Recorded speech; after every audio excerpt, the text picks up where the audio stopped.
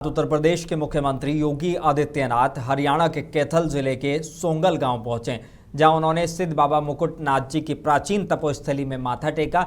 इस दौरान उन्होंने बाबा मुकुटनाथ की समाधि पर नमन किया और धूनी पर श्रद्धा अर्पित की है। ये दौरा चेला बाबा गणेशनाथ के 8वें मेले के अवसर पर हुआ है। गांव में सीएम योगी आदित्यनाथ के आगमन को लेकर भव्य तैयारियां की गई थी। बड़ी संख्या में साधु संत और श्रद्धालु यहां पहुंचे, जिनके लिए भोजन और अन्य व्यवस्थाएं भी की गई थी। जिला प्रशासन ने सुरक्षा और सुविधाओं के व्यापक इंतजाम किए थे। केवल पूजा के स्थल मात्र नहीं है, जिन्हें धर्मस्थल कहते हैं, या केवल आस्था के केंद्र नहीं है, ये राष्ट्र की चेतना के भी केंद्र होते हैं। राष्ट्र की चेतना के केंद्र, ये केंद्र आस्था के साथ साथ समरसता के केंद्र भी बने। बिना भेदभाव के हर एक व्यक्ति को आस्था को व्यक्त करने के लिए उसको स्वतंत्रता मिलनी चाहिए। हमें याद करना होगा, यह देश कमजोर हुआ है तब जब जाति के नाम पर बटा था, तमाम आपसी मतभेदों में उलझा हुआ था, एक दूसरे को नीचा करने की दुष्प्रवृत्ति हावी हो रही थी। जब यह देश कमजोर हुआ। मुंबई में समाजवादी पार्टी के प्रमुख अखिलेश यादव ने कहा है कि बीजेपी को विश्वगुरु बनने का मौका मिला था, लेकिन वो कामयाब नहीं हुई। युद्ध के चलते महिलाओं और बच्चों को भारी नुकसान हुआ है और इसका असर अब भारत की अर्थव्यवस्था पर भी दिख रहा है। पार्टी को जब मौका विश्व गुरु बनने का, भारतीय जनता पार्टी को जब मौका मिला था विश्व गुरु बनने का, तो वो विश्व गुरु नहीं बन पाए। और अगर विश्व गुरु बनते और शांति का संदेश जाता भारत से, जो हमारा संदेश हमेशा रहा है, हमें युद्ध के खिलाफ खड़ा होना था। आज युद्ध की वजह से न केवल लोगों की जान जा रही है, महिलाएं, बच्चे, पूरा तबाह हो गया कुछ हिस्से, और उसी का परिणाम हमें देखने को मिला कि भारत की अर्थव्यवस्था भी, और जहां आम लोगों का जीवन था, जो लिक्विड पेट्रोलियम गैस से जुड़ा हुआ था, खाना बनाने से लेकर रेस्टोरेंट, ठेले या जो भी कारोबार इससे जुड़ा था, वो पूरा बर्बाद हो गया है। लिक्विड पेट्रोलियम गैस, कल भी मैंने कहा, आज लापता गैस है। एलपीजी मतलब लापता गैस जो मिल नहीं पा रही है। इससे सीधा सीधा आम आदमी प्रभावित हुआ है। प्रयागराज में डिप्टी सीएम केशव प्रसाद मौर्य ने 10 दिवसीय सरस मेले का उद्घाटन किया है। उन्होंने कहा कि ये मेला ग्रामीण महिलाओं और स्वयं सहायता समूह से जुड़ी दीदियों को आर्थिक रूप से सशक्त बनाने के लिए बड़ा मंच है। कांग्रेस नेता अजय राय ने कहा है कि सोनम वांगचुक को पहले गिरफ्तार ही नहीं किया जाना चाहिए था। उन्होंने कहा कि ये एक सम्मानित पर्यावरणविद का अपमान था, जिन्होंने अपनी जिंदगी लोगों के लिए समर्पित की है। देखिए, सोनम वांगचुक को गिरफ्तार ही नहीं करना चाहिए था, क्योंकि जो व्यक्ति आज पूरे जीवन लोगों के काम करने के लिए, समाज को आगे बढ़ाने के लिए जीवन भर काम किया और बहुत ही बड़े पर्यावरणविद हैं, उनको जेल में डालना मैं समझता हूं कि वो दुर्भाग्यपूर्ण है। निश्चित तौर से ऐसे व्यक्ति को गिरफ्तार जो किया गया, ये बहुत ही दुर्भाग्यपूर्ण कार्य था और ये ऐसे पर्यावरणविद का अपमान था। उत्तराखंड के उधम सिंह नगर के पंतनगर में आयोजित 119वें अखिल भारतीय किसान मेला और कृषि उद्योग प्रदर्शनी में मुख्यमंत्री पुष्कर सिंह धामी ने शिरकत की और विभिन्न विभागों की प्रदर्शनी का अवलोकन किया है। इस मौके पर उन्होंने किसानों को संबोधित करते हुए कहा कि किसान केवल अन्नदाता ही नहीं बल्कि राष्ट्र के नायक हैं। सीएम धामी ने बताया कि सरकार किसानों की समृद्धि के लिए लगातार काम कर रही है। प्रदेश में किसानों को 3 लाख रुपए तक का ब्याज मुक्त ऋण दिया जा रहा है और फार्म मशीनरी योजना के तहत कृषि उपकरणों पर सब्सिडी भी उपलब्ध कराई जा रही है, ताकि किसान आधुनिक तकनीक से जुड़कर खेती को और मजबूत बना सकें। आज मुझे इस शानदार कार्यक्रम के माध्यम से, इसमें अभी हमारे कुलपति महोदय बता रहे थे कि 350 से भी अधिक अलग अलग प्रदर्शनियां लगी हुई हैं, अलग अलग स्टॉल लगे हुए हैं। इस मेले के माध्यम से आप सभी अन्नदाताओं के बीच में उपस्थित होने का शुभ अवसर प्राप्त हुआ है। मेरा मानना है कि इस प्रकार के आयोजन हमारे किसान भाइयों के लिए बहुत महत्वपूर्ण, उनके लिए एक मंच प्रदान करते हैं। और तमाम प्रकार की जो कृषि के क्षेत्र में होने वाले नवाचार हैं, नए अनुसंधान हैं, नई जानकारियां हैं, उन सब से हमारे किसान भाइयों को परिचित होने का अवसर ऐसे मेले प्रदान करते हैं। देहरादून में मुख्यमंत्री पुष्कर सिंह धामी ने अपने आवास पर परिवार के साथ लोक पर्व फूलदेई हर्षोल्लास के साथ मनाया है। पारंपरिक परिधान पहने बच्चों ने घर की देहरी पर फूल और चावल अर्पित कर सुख समृद्धि की कामना की और लोकगीत भी गाए। मुख्यमंत्री ने बच्चों का स्वागत कर उन्हें उपहार दिए हैं और प्रदेशवासियों को फूलदेई की शुभकामनाएं दी हैं। उन्होंने कहा कि ये पर्व उत्तराखंड की समृद्ध लोक संस्कृति और प्रकृति के प्रति सम्मान का प्रतीक है। सीएम धामी ने कहा कि ऐसे लोक पर्व हमारी सांस्कृतिक धरोहर हैं, जिन्हें सहेज कर आने वाली पीढ़ियों तक पहुंचाना हम सब की जिम्मेदारी है।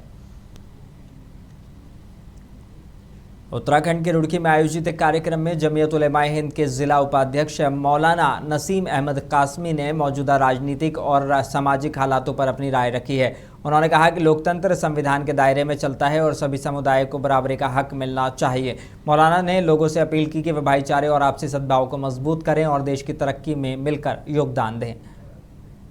ऐसा नहीं है, मुसलमानों को जो है मुल्क के अंदर हौसले के साथ रह रहे हैं। संविधान ने हमें मजहबी आज़ादी दी है, हर चीज़ की जो है संविधान के और कानून में दायरे के अंदर रहते हुए हमें काम करना चाहिए। और अफ्तार का तो बहुत ज़्यादा सवाल है, मुसलमानों को अफ्तार पार्टी का नज़्म करना चाहिए। इससे जो है मोहब्बतें बढ़ती हैं, भाईचारा जो है कायम होता है और अपने दीगर जो हमारे गैर मुस्लिम भाई हैं उन्हें भी अफ्तार पार्टी के अंदर मदू करना चाहिए।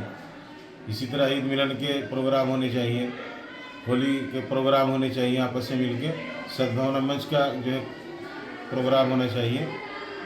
तो इसमें सियासी लोगों का काम यही है कि समाज को तोड़ के अपनी सियासत करते हैं। ये अंग्रेज़ वाली सियासत चल रही है हमारे देश में भी।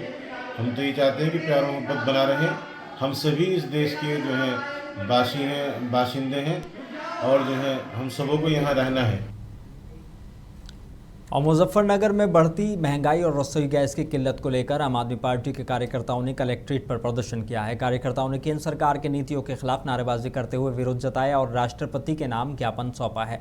पार्टी नेताओं ने कहा कि गैस सिलेंडर की बढ़ती कीमतों और सप्लाई की समस्या से आम लोगों के साथ साथ छोटे कारोबारियों पर भी असर पड़ रहा है, जिससे लोगों की परेशानियां बढ़ती जा रही हैं।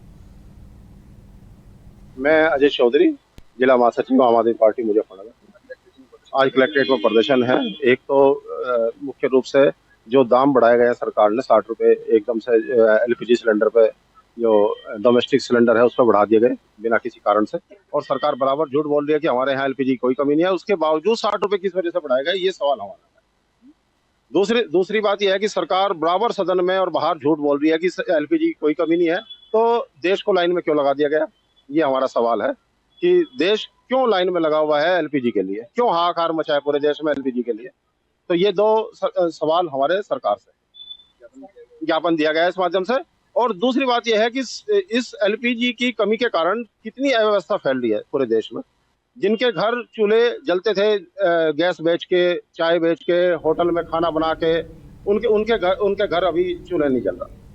उत्तर प्रदेश के अमरोहा में आज से भर्ती परीक्षा की शुरुआत हो गई है। 14 और 15 मार्च को होने वाली इस परीक्षा के लिए जिले में 10 केंद्र बनाए गए हैं, जहां करीब 19,000 से ज़्यादा अभ्यर्थी शामिल हो रहे हैं। जिलाधिकारी निधि गुप्ता वत्स और एसपी अमित कुमार आनंद ने केंद्रों का निरीक्षण कर सुरक्षा व्यवस्थाओं का जायजा लिया। परीक्षा केंद्रों पर सीसीटीवी निगरानी और पुलिस गश्त के साथ कड़े इंतजाम किए गए।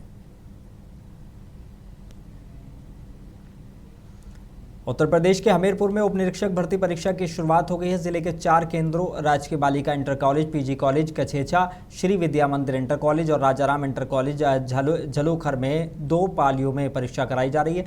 कुल 3360 परीक्षार्थी पंजीकृत हैं। नकल विहीन परीक्षा के लिए कड़े सुरक्षा इंतजाम किए गए हैं। पहले दिन 1680 अभ्यर्थियों ने परीक्षा दी, जबकि बाकी परीक्षार्थी 15 मार्च को परीक्षा देंगे।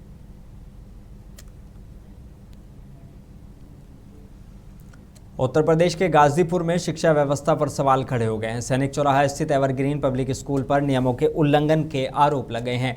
यूडाइस पोर्टल पर स्कूल के पास ट्रांसपोर्ट सुविधा 0 दर्ज है, जबकि ज़मीनी स्तर पर स्कूल बसें बच्चों को लाते जाते दिखी हैं। कुछ बसों में ओवरलोडिंग भी देखी गई है। मामले पर जिला विद्यालय निरीक्षक ने जाँच कर कार्रवाई की बात कही है।